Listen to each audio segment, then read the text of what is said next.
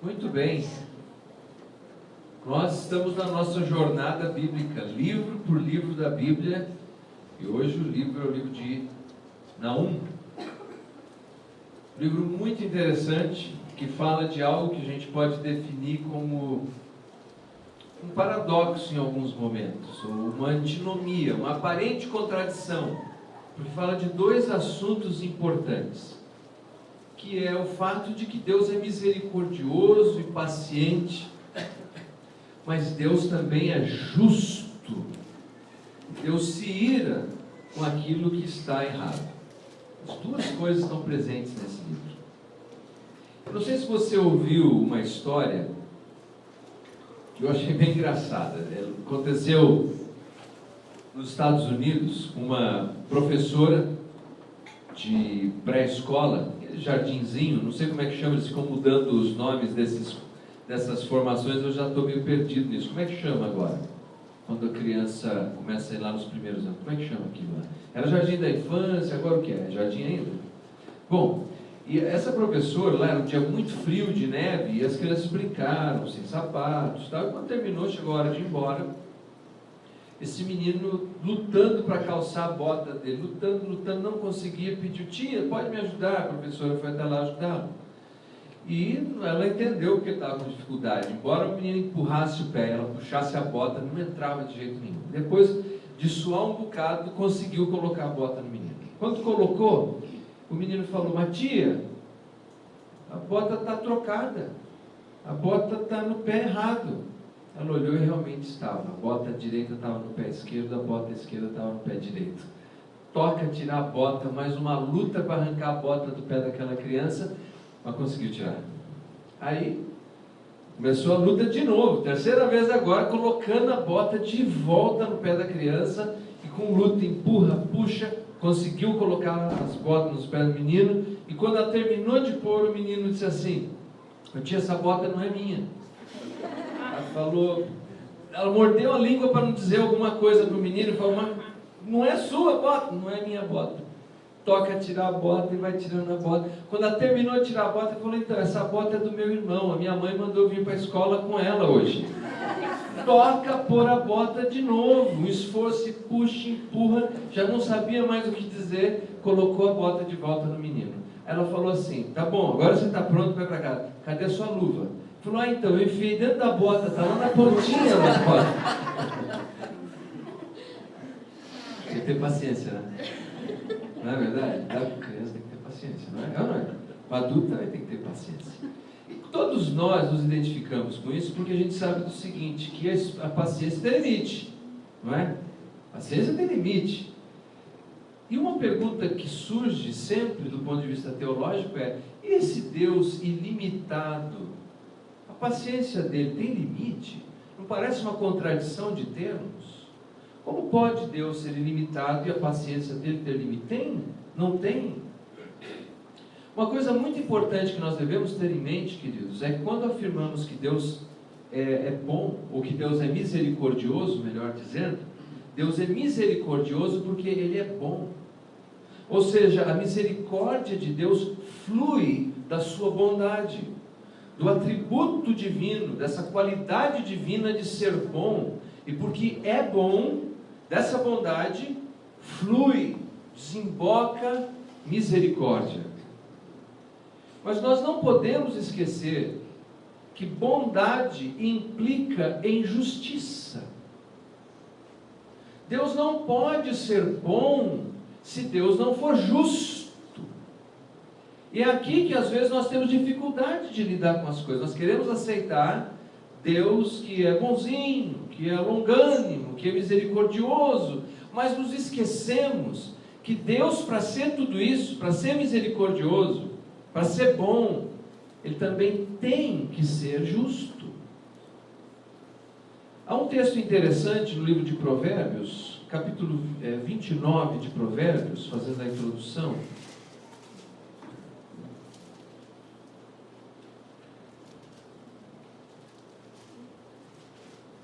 29, versículo 1. O homem que muitas vezes repreendido endurece a cerviz, será quebrantado de repente, sem que haja cura. Provérbios, capítulo 29, versículo 1. O homem que muitas vezes repreendido endurece a cerviz, será quebrantado de repente, sem que haja cura. Nós não podemos considerar a misericórdia e a paciência que Deus tem conosco, com a humanidade, com os indivíduos, com as nações, como uma liberdade para, de modo rebelde, continuarmos incorrendo nos mesmos erros repetidas vezes. Porque se Deus simplesmente se desinteressar por isso, Deus será transformado num bonachão celestial que de fato não é bom. Porque imagine você, um pai ou uma mãe, que vê um filho, uma criança, que constantemente continua incorrendo nos mesmos desvios, nos mesmos erros, e não faz nada a respeito. Ou isso não é bondade, isso é um ato de destruição do caráter daquela criança. E Deus é um Deus bom, mas é bom porque é justo, é longânimo, dá muitas e muitas oportunidades, mas chega um momento em que a disciplina de Deus precisa ser aplicada. Esse é um princípio que vale na teologia cristã, porque nós cremos no que se chama de teísmo. Teísmo quer dizer que Deus é o Criador de todas as coisas, portanto Ele está envolvido nos processos da natureza, não é uma atividade cega e descontrolada, espalhada pelo cosmos, mas Deus também está envolvido nos processos da história. Quer dizer que Deus levanta nações, e Deus depõe reis, e Deus continua orquestrando o andamento, como se no atlas da história, o escritor, meus amigos, seja o próprio Deus Todo-Poderoso. Algumas pessoas concluem que por conta da misericórdia de Deus, Deus não vai fazer nada a respeito mais sobre isso, ou sobre aquilo, ou sobre as injustiças, e não estão entendendo que aquele é um momento de graça e misericórdia. Mas que inevitável e invariavelmente, a justiça de Deus também se manifestará. E aqui há algo muito interessante quando consideramos Naum e quando consideramos Jonas. O livro de Jonas é um livro que enfatiza a misericórdia. Você se lembra da história? O profeta Jonas vai até a grande cidade de Nínive, capital da Síria, que naquele momento ainda não era um grande poder e uma potência mundial. Era um império em ascensão, mas com muitas dificuldades ainda. Que havia tentado, por exemplo, conquistar Jerusalém e tinha falhado, não conseguiram. Era um reino ainda com muitas dificuldades. Jonas foi até lá desejoso de que Deus mandasse um raio e transformasse tudo em pó, um laser celestial, e acabasse com aquela gente. Pregou a pior mensagem que ele podia pregar, o sermão menos preparado que ele podia ter, se arrepende senão Deus destrói. E o sermão dele deu certo, então se arrependeu. E ele não entendia a misericórdia de Deus, porque Jonas só conseguia ver a justiça de Deus. Mas o tempo passou, aproximadamente 150 anos mais tarde. E aquele povo de Nínive, agora sim, a Síria era uma grande potência mundial. Já havia tomado todo o reino do norte de Israel. Todas as tribos do norte já tinham sido levadas e espalhadas por eles. E aquela região toda controlada. Mas, apesar desse poder imenso, eles voltaram às práticas antigas, todas as suas maldades. Nós sabemos da história que a maldade deles era tão grande, eles acreditavam que se uma criança estivesse no ventre de uma mãe, porque eles acreditavam nessa batalha dos deuses, que o Deus daquela nação estaria guardado, escondido naquela criança. Eles abriam sem misericórdia nenhuma com uma espada o ventre da mulher e matavam aquela criança, arrancavam do ventre. Eles arrancavam a pele dos seus oponentes. Eles enfiavam estacas com as pessoas vivas e deixavam penduradas. E dizem alguns historiadores que os ninivitas, para saber quantas pessoas eles tinham matado em batalha, eles levavam as cabeças para contar. Uma cabeça, duas cabeças, três cabeças. Era gente terrível, terrível. Mas mesmo com essa gente, Deus ofereceu a sua misericórdia. E quando eles se arrependeram, Deus prontamente os tratou com o seu carinho, Mas 150 anos aproximadamente, eles voltaram às mesmas práticas, terríveis práticas. E Deus agora levanta um outro profeta chamado Naum, que já não vai mais levar uma mensagem sobre a possibilidade da misericórdia, mas sobre o juízo iminente, a justiça divina que viria sobre eles. Porque o Deus que é bom porque é um Deus justo. Deus não poderia permitir que aquela nação continuasse praticando tantas maldades com todas as outras nações em nome da misericórdia. Faz sentido? Deus não poderia deixar que isso continuasse. Então, por favor, abra no livro de Naum, para a gente poder considerar algumas coisas nessa manhã. Naum, capítulo 1. São 3 capítulos apenas, é um livro bem curtinho, e você tem a oportunidade depois de ler com calma na sua casa. Vamos ler o primeiro versículo e vamos conversar um pouco sobre o profeta. Diz assim: sentença contra Nínive, livro da visão de Naum, o Eucosita. Veja, sentença contra Nínive. É um termo forense, para dizer que agora saiu a sentença. É a condenação de Nínive. E nós não temos muita informação a respeito de quem é o profeta, a não ser o fato de que o nome dele é Naum, que significa conforto, consolo, da mesma raiz de Neemias, Naum, só que o Neemias termina com Iá, que seria Yavé consola, Yavé conforta, e Naum é apenas conforto, consolo.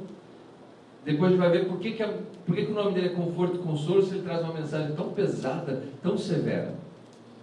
E a outra coisa que sabemos é que ele é o Eucosita, que é uma referência à cidade dele, onde ele morava provavelmente, onde exercia o seu ministério. Agora aqui nós não sabemos exatamente onde é essa cidade. Existem várias especulações a respeito, e 2 são mais prováveis. Uma é que associa essa palavra com uma cidade chamada Al-Qosh, que fica numa região do Iraque, e a outra com Cafarnaum. Cafarnaum porque significa cidade de Naum. Então provavelmente ele fosse daquela cidade, e é a teoria que mais me agrada. O que é interessante considerar em qualquer uma dessas hipóteses é que certamente ele era alguém do norte de Israel. E se ele é do norte de Israel, nós estamos falando agora de um período em que toda a sua região já foi invadida, em que os seus familiares foram levados para o cativeiro, e ele mesmo nasceu durante esse cativeiro assírio. Ele nasceu, como poderíamos dizer, sob a alta pressão da guerra. Ele foi concebido durante dias difíceis. Ele nasceu durante dias difíceis. E ele cresceu no meio de um ambiente difícil, seja na região do norte ou em qualquer outro lugar ali. Ele cresceu sob a opressão dos assírios, vendo as injustiças, os abusos, vendo mulheres sendo mortas e bebês sendo sacrificados, vendo pessoas tendo a pele retirada, vendo pessoas sendo colocadas em estacas vivas, gritando com horror de desespero. Ele viu essas coisas, ele cresceu nesse ambiente. E é nesse ambiente que Deus o chama para anunciar uma mensagem. Eu imagino que os pais já tinham uma expectativa de que Deus faria alguma coisa. Não. Como vai ser o nome dele? Não. Consolo. Conforto. E ele passa a apresentar essa mensagem que, como disse, tem uma aparente contradição. Ela é paradoxal. De um lado fala de bondade e do outro fala de justiça. Vamos ler a partir do versículo 2. O Senhor é Deus zeloso e vingador. O Senhor é vingador e cheio de ira. O Senhor toma vingança contra os seus adversários e reserva indignação para os seus inimigos. Perceberam? Forte esse versículo. Não é o tipo de versículo que a gente gosta de colocar naquelas chamadas caixinhas de promessa. Se você tirar isso da caixinha de promessa, fala, opa, não é para mim, vou pegar outro. Ninguém quer ver isso, porque a gente gosta muito do lado que fala da misericórdia. Mas aqui ele vem trazer uma outra mensagem. Eu poderia falar de dias de Jonas, misericórdia, dias de Naum, justiça. O Senhor é Deus zeloso, vingador. Importante, zeloso, em algumas traduções vem ciumento. Tem alguém que tem uma tradução assim? Tem? Como é que diz a sua? Zeloso, ciumento e vingador. Isso. Porque a ideia é que não é aqueles ciúmes que a gente conhece de marido e de mulher, que às vezes faz aquela situação terrível, né? De armar barraco em festa, visitar no shopping. Não é essa a ideia. A ideia aqui é do zelo. Veja, Deus não é um Deus invejoso. Invejoso é aquele que vê o que os outros têm e ele deseja ter. Deus não é assim. Por que não é assim? Porque Deus é dono de tudo. Eu acho que é o Salmo 50 que fala que o gado e tudo que existe é de Deus. E Deus lá, é interessante, ele fala assim: se eu tivesse fome, eu não te diria. Não contaria, não, estou com fome, me ajuda. Deus não precisa disso, então Deus não é. Mas Deus é um Deus zeloso. Ele cuida daquilo que é dele.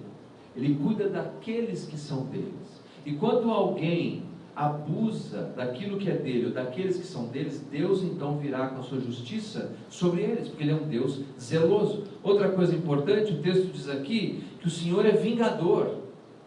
O Senhor é vingador. Veja, olha, versículo 2, o Senhor é Deus zeloso e vingador. O Senhor é vingador. Versículo, continuando na parte B, o Senhor toma vingança. O Senhor reserva indignação. O que isso quer nos dizer? Isso aqui carrega uma ideia que nós já vimos nos Salmos, chama-se os Salmos imprecatórios, por exemplo, que é quando alguém sofre uma injustiça. E todos vocês, todos nós, em algum momento a gente já sofreu alguma injustiça. Quem aqui já sofreu uma injustiça? Só para ver se eu estou certo no raciocínio. Todo mundo já foi injustiçado. O nosso problema é que quando a gente é injustiçado, a gente já quer tomar vingança nas nossas mãos, não é? A gente quer fazer alguma coisa a respeito daquilo. Deus é o vingador.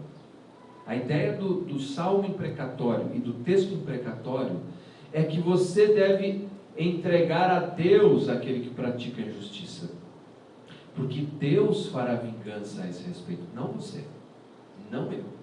Nós não devemos tomar em nossas mãos. Deus fará a vingança. E esse é o cenário que Naum vem construindo. Agora veja o versículo 3. Olha a diferença. O Senhor é tardio em irar-se. Aí fala, que bom. Mas aí continua. Mas grande em poder, jamais inocente o culpado. O Senhor tem o seu caminho na tormenta e na tempestade, e as nuvens são o pó dos seus pés. Ele repreende o mar, faz secar a míngua todos os rios, desfalecem Bazã e o Carmelo, a flor do Líbano se murcha, os montes tremem perante ele, os outeiros se derretem, a terra se levanta diante dele, sim, o mundo e todos os que nele habitam. Quem pode suportar a sua indignação? E quem subsistirá diante do furor da sua ira? A sua cólera se derrama como fogo, e as rochas são por ele demolidas. Aí olha o 7. O Senhor é bom, é fortaleza no dia da angústia, e conhece os que nele se refugiam. Percebem? A tensão e a paz, a justiça e a misericórdia, a ira e a bondade, tudo ali, do mesmo Deus. Me parece muito interessante aqui no versículo 6, assim, quem pode suportar a sua indignação? Tem um incidente descrito no segundo livro dos Reis, capítulo 19, se você puder abrir, por favor, segundo livro dos Reis, capítulo 19.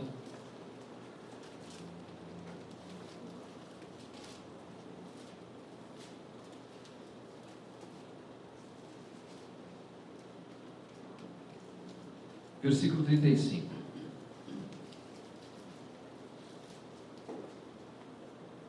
Aqui é um problema que o povo de Deus está enfrentando também com os assírios, mas antes dessas profecias de Naum, tudo bem? Então não é o mesmo momento da história. Mas nesse incidente o que acontece é que Senaqueribe, ele está para tomar o controle daquela região. E o profeta Isaías diz ao rei Ezequias que ele pode ficar em paz, porque Deus vai livrá-los. Ezequias não tem ideia como, porque eram 185 mil soldados assírios vindo para invadir aquela região. Ele está apavorado. E ainda o Senaqueribe mandou carta dizendo: você acha que Deus vai te livrar? Os outros deuses não puderam livrar os povos deles, como é que Deus vai livrar você? E o profeta diz: calma, você perdeu o controle da situação, mas Deus não perdeu o controle da situação. Não é bom ouvir isso? Quantas vezes nós perdemos o controle da situação, mas Deus não perdeu o controle da situação. Fiquem tranquilos, são as crianças soltando fogos. Olha o que diz o versículo 35, então, o desfecho dessa história. Então, naquela mesma noite, saiu o anjo do Senhor e feriu no arraial dos assírios 185.000. E quando se levantaram os restantes pela manhã, eis que todos estes eram cadáveres.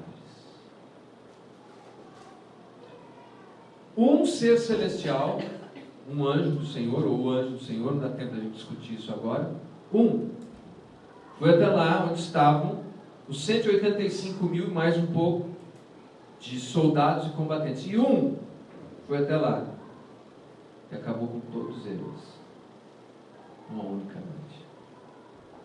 Que poder é esse? Que poder é esse que o nosso Deus tem em suas mãos? Por isso, Naum, no versículo 6 do primeiro capítulo, ele diz: quem pode suportar a sua indignação? Vocês lembram quando Jesus estava sendo aprisionado e o Pedro desembanhou uma espada, e o Pedro era ruim de mira, tentou cortar o pescoço do homem, cortou a orelha, e aí Jesus disse assim: calma, você não precisa fazer tudo isso, porque se eu quisesse eu podia pedir para o Pai, ele mandaria uma legião de anjos agora aqui para... Anjos, 185.000 soldados. Há muito poder em Deus, mais poder do que a gente consegue conceber às vezes, e muitas vezes nós ficamos confiando naquilo que nós podemos fazer. Nós precisamos abrir os olhos e lembrar do que Deus é capaz de fazer. Amém? O que Deus é capaz de fazer. E nós encontramos então de um lado esse Deus que vem com ira e cólera, e que vem contra aqueles que praticam a injustiça, e quem pratica a injustiça não é seu inimigo ou meu inimigo, quem pratica injustiça continuamente é inimigo de Deus. Então, para esses, Deus reserva a sua justiça, a sua ira, a sua cólera, embora ele seja tardio em irar-se. Ele tem paciência, ele espera bastante. É como eu não sei como é que faz hoje, as coisas vão mudando, mas quando eu era menino, a minha mãe punha lá uma leiteira no fogo, e o leite deixava lá. E aí ela fazendo outras coisas na casa, daqui a pouco vinha a mãe correndo igual um raio para a cozinha. O que foi, mãe? O leite, vai derramar o leite, vai derramar. E quantas vezes, quando ela chegava lá, o leite já tinha derramado. O leite sempre derrama para quem não ficava olhando no fogão, não era assim? Não ficava olhando, garantido, não olhou, vai derramar. A ira de Deus também é assim. Para quem não está atento, para quem não está ouvindo o que Deus está dizendo, para quem não dá atenção às palavras de Deus, às oportunidades de arrependimento, quando ele perceber, quando se der conta, o leite derramou. E agora o que sobra é disciplina, é justiça, é correção, é ira. Deus fez isso com Israel, Deus fez isso com Judá, Deus fez isso com os assírios, Deus faz isso com as nações, Deus faz isso com os indivíduos. Mas vamos em frente. Então, quando nós nos deparamos com esse texto, falando quem pode resistir, mas no versículo 7 diz: o Senhor é bom, é fortaleza no dia da angústia, e conhece os que nele se refugiam.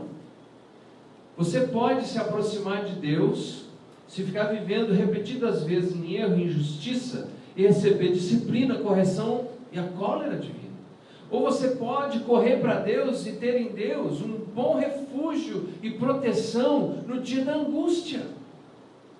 É o mesmo Deus, não é um Deus diferente do outro. Aqueles que nele confiam, veja a diferença, os assírios confiavam neles próprios, mas aqueles que confiam em Deus, encontram em Deus refúgio e fortaleza. Eu não sei o que você está enfrentando, eu não sei que tipo de problema você está lidando na sua vida. Eu sei que você tem duas opções: ou você vai confiar em você e no que os homens podem fazer, ou você vai confiar naquilo que Deus pode fazer. E se você correr em direção a Deus, Deus será o seu refúgio bom e a sua fortaleza no dia da angústia. Ah, mas para quem é rebelde? Para quem é rebelde, Deus é o Deus vingador, zeloso, que guarda a sua indignação para os seus inimigos. Deixa eu te dar um breve esboço então do livro. A gente está ainda no primeiro capítulo, sem ir em muitos detalhes. Mas nós podemos dividir o livro em 3 partes para ficar fácil da gente lembrar. A primeira parte do livro é a proclamação, é o quem. Então nós vimos aqui que nós temos inimigos de Deus de um lado e amigos de Deus do outro. Os inimigos de Deus têm lamento, versículo 14. Diz assim, capítulo 1, versículo 14. Porém contra ti, a Síria, o Senhor deu ordem que não haja posteridade que leve o teu nome da casa dos teus deuses. Exterminarei as imagens de escultura e de fundição. Farei o teu sepulcro, porque as viu. Inimigo, é o que vai sobrar. Amigos de Deus, versículo 13. Mas de sobre ti, Judá, quebrarei o jugo deles e romperei os teus laços. De um lado, para os inimigos de Deus, lamento. Para os amigos de Deus, livramento. Então, se qualquer momento nós lidamos com pessoas injustas, que constantemente estão praticando injustiça contra nós precisamos lembrar disso. Eles se tornaram inimigos e adversários de Deus. E para eles restará lamento. Mas se nós continuarmos como amigos de Deus, tendo em Deus o nosso refúgio, para nós haverá livramento. Nós vamos em frente. E então há uma descrição de como isso aconteceria, como essa justiça divina viria sobre eles. Capítulo 2. Nós vamos considerar algumas coisas. Versículo 9. Saqueai a prata, saqueai o ouro, porque não se acabam os tesouros, há abastança de todo objeto desejável. Primeira coisa que Deus estava dizendo a respeito dos ninivitas é que haveria um saque. Tudo que eles tinham ali seria transformado em despojo. A palavra despojo, que aparece com frequência nos textos bíblicos, era usada originalmente para descrever um homem que saía à caça. E quando ele apanhava a caça, ele arrancava o couro daquela caça. E a ideia que era essa, que quando chegassem os adversários da Síria, de Nínive, eles entrariam ali e tirariam tudo aquilo que eles tinham conquistado de maneira injusta. Porque eles exploravam constantemente as pessoas e os povos. Eles continuavam explorando, com uma maldade, uma malignidade imensa. Deus estava dizendo, agora a minha justiça vai cair sobre vocês, de modo que tudo que vocês têm de riqueza será tirado de vocês. A segunda coisa que a gente pode ver está dos versículos 11 ao 13, que é muito significativo nesse contexto. Onde está agora o covil dos leões e o lugar do pasto dos leõezinhos, onde passeava o leão, a leoa e o filhote do leão, sem que ninguém os espantasse? O leão arrebatava o bastante para os seus filhotes, estrangulava a presa para as suas leoas, enchia de vítimas as suas cavernas e os seus covis de rapina. Eis que eu estou contra ti, diz o Senhor dos Exércitos, queimarei na fumaça os teus carros, a espada devorará os teus leõezinhos, arrancarei da terra a tua presa, e já não se ouvirá a voz dos teus embaixadores. Nós sabemos que o leão aparece nas obras, várias obras de arte dos assírios. Porque especialmente a aristocracia assíria gostava de caçar leões. E eles saíam e caçavam essas feras para mostrar o seu poder. E Deus usa a mesma linguagem. E diz assim, agora vocês serão como os leões. Os leões que agarravam a presa e não soltavam, viram a descrição? Porque vocês faziam isso com os povos. Vocês exploravam as pessoas, vocês faziam mal a eles. Agora eu vou caçar vocês, Deus estava dizendo. Era uma imagem muito vívida. Mas é importante a gente lembrar que quando Naum está proferindo essa mensagem, isso parecia impossível. Porque eles eram uma nação muito poderosa, a mais poderosa daqueles dias. Parecia que ele estava falando algo sem sentido algum, como se isso jamais pudesse acontecer. Veja o capítulo 1, uma vez mais, capítulo 1, versículo 15. Diz assim, eis que sobre os montes os pés dos que anunciam boas novas, do que anuncia a paz. Celebra as tuas festas, ó Judá, cumpre os teus votos, porque o homem vil já não passará por ti, ele é inteiramente exterminado. Vem uma pergunta importante aqui. Esse texto fala de boa nova, de boa notícia, mas a gente está vendo aqui só desgraça vindo ali no texto, só problema, punição. Então, boa notícia para quem? Boa notícia por quê? Por que boa nova? A boa notícia é para ajudar. A boa notícia, quando se fala da justiça de Deus, é para quem serve a Deus. Porque quem serve a Deus não precisa temer a Deus. Se você já viu alguma vez Crônicas de Nárnia, você vai ver que o leão Aslan, que representa Cristo na história, ele sempre causa espanto e medo naqueles que não são os seus amigos. Mas ele pode ser acariciado pela Lucy, a mais nova dos irmãos que vivem a aventura das crônicas. Oh, Deus é assim. Para você que é filho, filha, amigo, amiga, você pode se aproximar do leão divino e abraçá-lo, e afagá-lo. Mas para aqueles que são praticantes de injustiça, Deus é o Deus vingador. Boa notícia porque, como vimos, Naum cresceu nesse ambiente de exploração e de abuso. E eles falam, mas quando será que Deus vai nos livrar? Quando será que Deus vai fazer justiça? Mais uma vez, se você já viveu algum tipo de injustiça, se você está vivendo algum tipo de injustiça, em algum momento na sua vida você já se perguntou isso. Quando será que Deus vai fazer? Será que Ele vai fazer? E finalmente nessa história Deus fala, olha, agora haverá celebração, porque os pés do profeta são pés que transportam as boas novas. Isaías fala sobre isso, Paulo também fala sobre isso. Veja Romanos capítulo 10.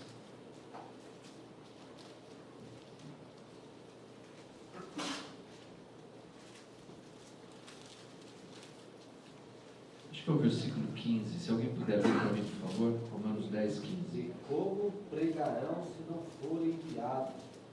Como está escrito, quão formosos os pés do que anunciam a paz, dos que anunciam coisas boas. Isso, os pés. Isaías fala sobre isso, Naum fala sobre isso, e Paulo fala sobre isso. É interessante que os pés normalmente não são considerados a parte mais bonita das pessoas. A gente tem pé bonito, mas a maioria não tem. Eu gosto de comprar sapato bonito, para esconder aquilo que não é muito bonito. Até atrizes famosas, às vezes, usam dublê de pé, sabia disso? Pega alguém que tem um pé melhor, põe o rosto dela, e na hora que vai filmar o pé, corta, traz a outra com o pé bonito. A maioria tem pé feio.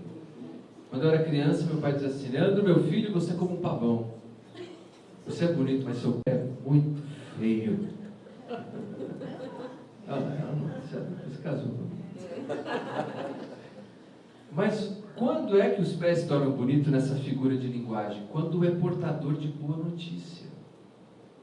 Se você está numa prisão e alguém chega naquela prisão e diz assim, olha, eu vim aqui para dizer que a partir de hoje você está solto. Ou se você está sem dinheiro nenhum e o cara vem com um negócio e fala, você acabou de ganhar esse dinheiro aqui, ó. Dá vontade de beijar aquele pé de quem chegou com a boa notícia. Não é assim? Então o pé se torna bonito. E essa era a ideia aqui. A boa notícia era para aqueles que eram amigos de Deus. E Deus e o Evangelho é sempre uma boa notícia para quem confia nele. Sempre. Mas não é uma boa notícia para quem continuamente continua desafiando a justiça e fazendo aquilo que é errado. A última parte do livro, então a primeira parte do livro, como vimos, trata da proclamação, do quem, o que Deus fará com quem. A segunda parte do livro trata praticamente do como Deus faria a sua justiça. E a terceira parte do livro trata do porquê, por que Deus faria isso. Capítulo 3, versículo 1, diz assim, ai da cidade sanguinária, toda cheia de mentiras e de roubo, e que não solta a sua presa. A parte B do versículo, o estalo de açoites, deixa eu ver se é isso.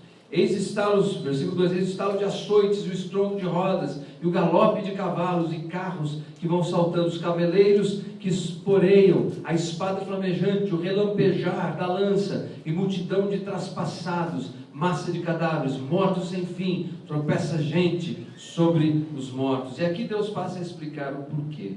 Primeiro, porque é uma cidade sanguinária, como nós vimos. Segundo, porque é uma cidade cheia de mentira e de roubo. E terceiro, que é uma cidade que não solta presa. Quer dizer, eles exploravam e continuavam explorando as pessoas. Uma exploração contínua. Por causa de tudo isso, o leite derramou. Era a hora da justiça. Tiveram oportunidade com Jonas, mas não aproveitaram essa oportunidade. Eu agora, nesses dias que saí com a minha família, tive a oportunidade de brincar um pouco com os meus filhos, e fui num brinquedo. Era um brinquedo meio radical. Normalmente eu não vou aproveitar que a Julie saiu, quando o brinquedo é radical eu mando ela. Eu gosto daqueles que é de canoinha, sabe, tem florzinha em volta, eu não gosto de radical. Mas ela não quis ir naquele, fui eu. E era terrível, porque eles criaram todo um negócio, e você ia desfrutando do brinquedo passo a passo. E aí chegava num ponto, quando ele ia ficar mais radical ainda, tinha uma placa, dizendo assim: você pode sair agora. Porque se você continuar daqui para frente, nós não podemos garantir a sua integridade física. Era ali. Ou saía ali, ou já sabia que ia enfrentar algo mais complicado para frente. Claro que eu bravamente saía ali. Brincadeira, eu estava com minha filhinha, tinha que dar um bom exemplo. Mas, guardadas as proporções dessa ilustração, Deus sempre vem dizendo, e foi o que ele fez com Jonas enviando a Nínive: vocês podem sair agora, vamos resolver. Mas se vocês continuarem assim, vocês vão sofrer as consequências disso. Eles continuaram. E aquilo que parecia impossível, depois se concretizou. E no ano 612 a.C., Nínive caiu. E você sabe que durante muito tempo caiu de tal maneira que as pessoas questionavam a existência de Nínive. Não se achava traço de Nínive. E a arqueologia foi descobrir só em meados de 1800 é que os arqueólogos acharam algum vestígio. Porque quando Deus vem na sua vida, quem poderá suportar? Um anjo, 180 mil soldados. Quando Deus diz assim: basta, não basta. Quando você sofrer injustiças, não tente você mesmo se vingar. Confie em Deus. Deus fará justiça no devido tempo, na devida hora. Mas se você ficar insistindo em querer tomar vingança na sua própria mão, você vai se tornar uma pessoa amarga. E você vai acabar se tornando uma cópia daquele que é seu oponente. Você vai começar a se tornar alguém tão azedo, tão azeda. Não faça isso. Quando usarem de injustiça contra você, confie ao Deus que é justo. Ele fará justiça. A você, apenas seja amigo de Deus.